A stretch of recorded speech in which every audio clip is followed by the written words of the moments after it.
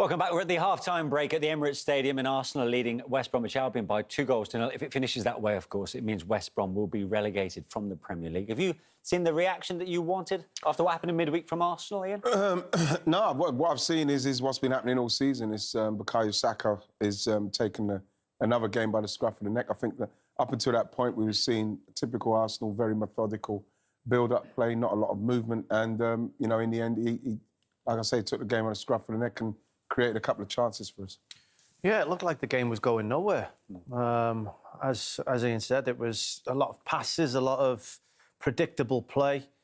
And then Saka stepped up, and we're talking about a player that's playing left-back. He's not playing centre-forward. He's not playing as a winger. He's playing left-back. Yeah. And he went and basically took the ball, started creating a couple of chances early doors, and eventually unlocked the door for the also impressive Smith Rowe. Yeah. By the way he featured in that first half, you almost got the impression, didn't you, that he was going to be key with them scoring?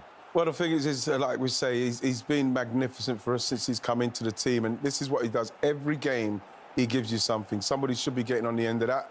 You know, I'd like to see Gabriel Martinelli in there, but, like, he weren't in there at that stage. Great run here, you know what I mean? And so unlucky. It was a great challenge from Furlong. He's got back and done a great challenge. But this is the goal. Emil Smith Rowe again, you know, between them, they've literally saved the club's blushes for the whole of this season. I don't know what we would have done without these two youngsters who've come in, and they've literally saved us. What about the way Smith Rowe's dispatched that? Yeah, very clinical. You know what I mean? He's got all that, though, in respect of technical ability in that. One thing he would say when you do speak, he does want to add more goals, and him arriving like that is what he needs to do. That there is Arsenal's future, isn't it?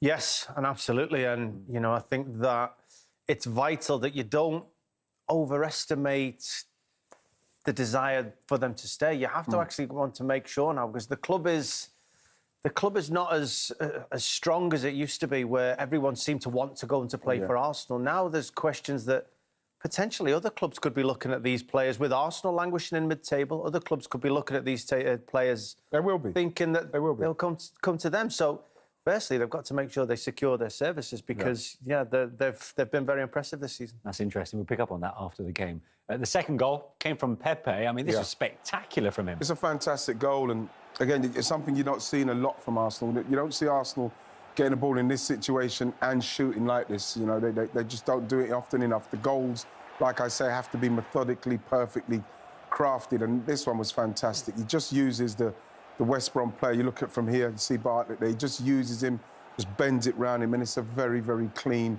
and good strike. Something, like I say, is brilliant to see, but you're not seeing it enough at Arsenal, and you've got players who are capable of doing it. Yeah. Before those two goals, though, I mean, West Brom started pretty fast. Matheus Pereira had a couple of siders. I mean, he had Leno scrambling and maybe a little bit